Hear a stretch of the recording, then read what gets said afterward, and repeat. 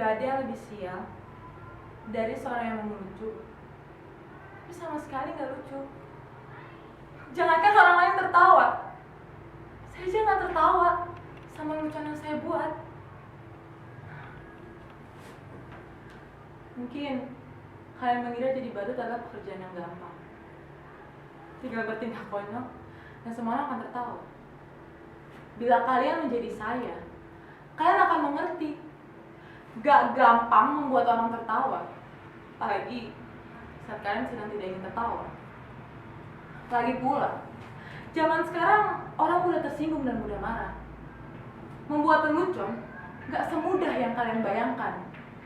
Bisa-bisa karena lelucon yang kalian buat, kalian dipidana, dianggap menghina dan mencemarkan nama baik.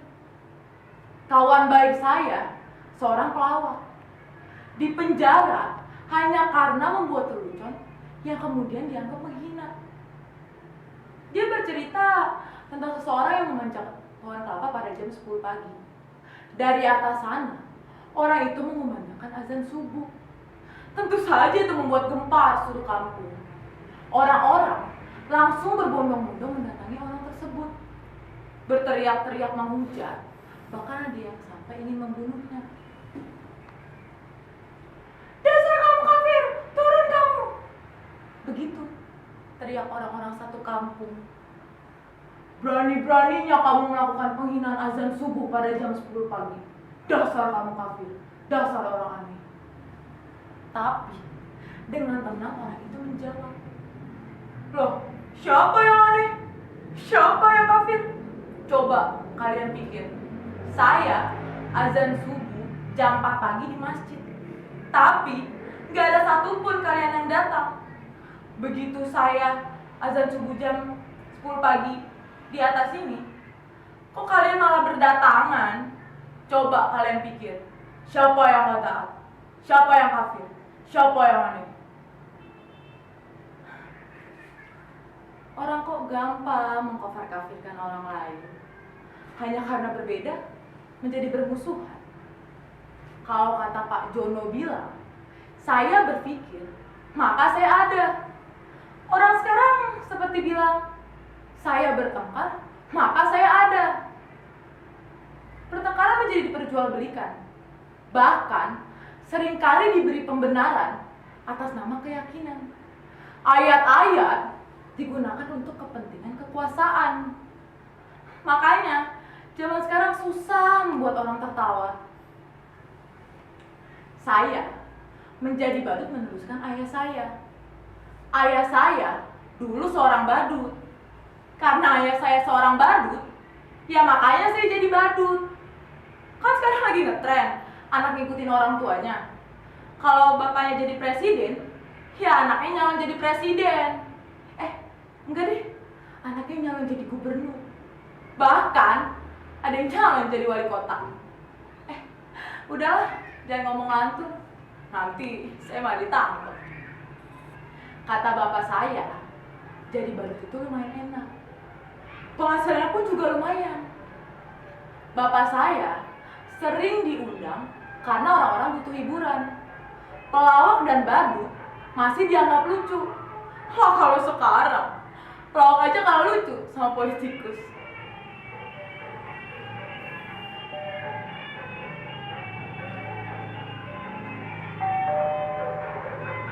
Hai, kira kamu gak bakal datang. Duduk. Aduh maaf ya berantakan. Kamu mau minum apa? Mau makan? Kamu nggak haus? Nggak lapar? Syukurlah. Kebetulan saya juga nggak ada apa-apa di sini. Tapi kalau kamu mau pesen GoFood bisa kok. Cuma kamu yang bayar ya. Yang datang pacar saya loh. Jangan ketawa ngejek gitu dong. Badut kayak saya juga manusia. Bisa punya pacar. Bisa fall in love juga. Ya tuh, ganteng kan pacar saya? Namanya Bambang. Terima kasih kamu udah memenuhi saya. Saya kira kamu sudah melupakan saya. Terima kasih, kamu masih mau ingat saya. Kamu pasti kangen ya sama saya? Sama kok, saya juga. Rindu itu berat, kamu gak akan kuat. Biar aku aja.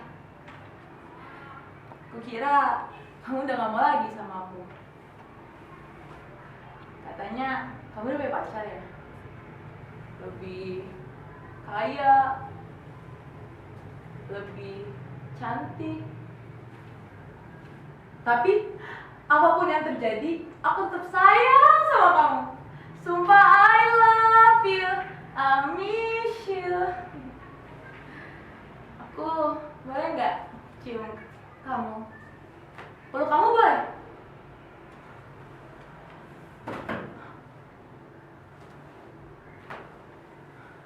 Bambang, Bambang. Ternyata cuma khayalan. Saya nggak punya pacar. Saya badut jomblo. Coba kalian bayangin, udah jadi badut, jomblo pula. Nasib saya benar-benar ambiar. Percayalah, jadi badut itu berat. Kamu gak akan kuat.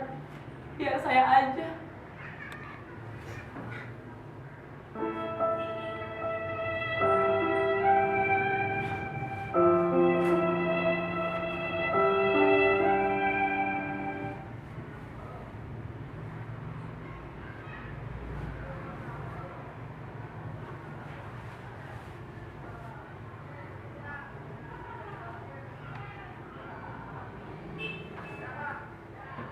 Kenapa kalian menatap saya seperti itu?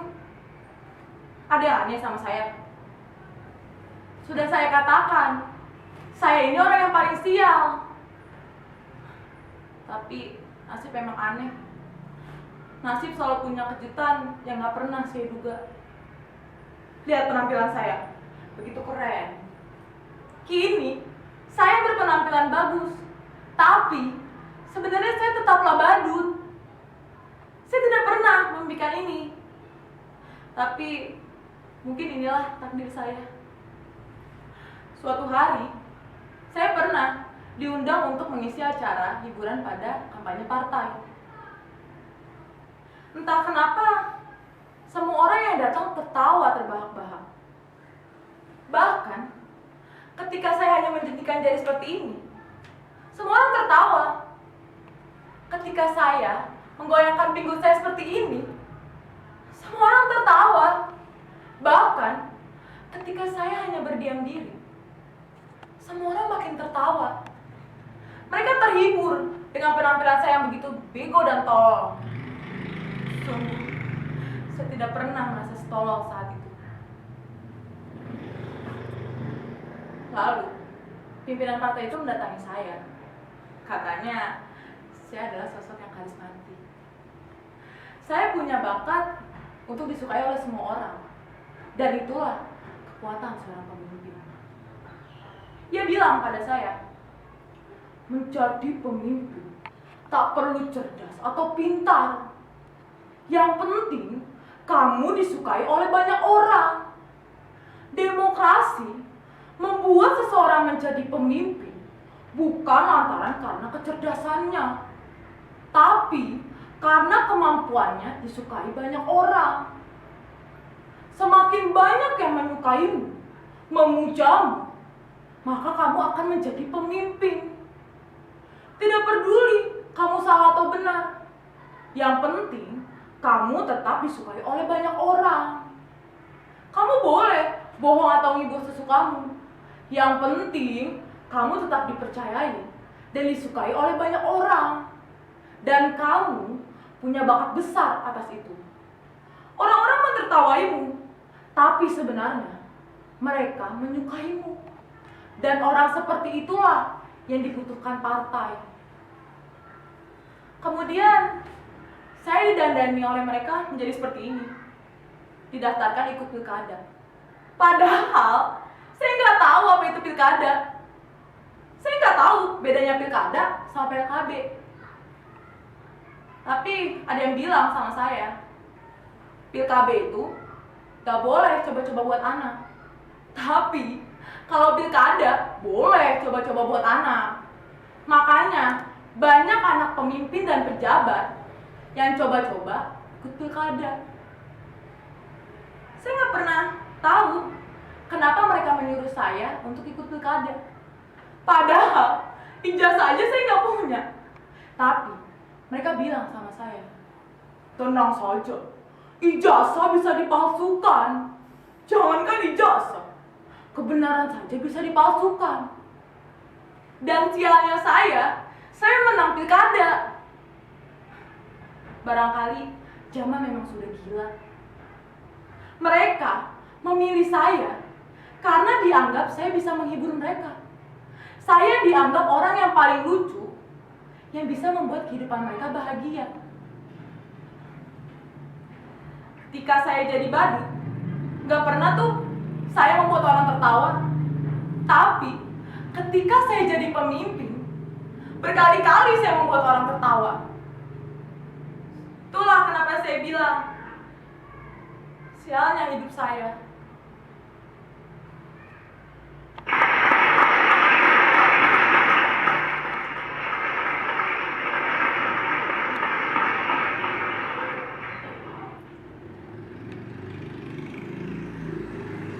Sungguh sialnya hidup saya. Dulu jadi badut, jadi pemimpin pun tetap jadi badut.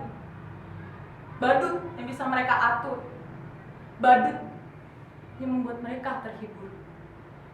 Sungguh, saya adalah badut yang sial. Percayalah, jadi badut itu berat. Kamu gak akan kuat. Biar para pemimpin aja.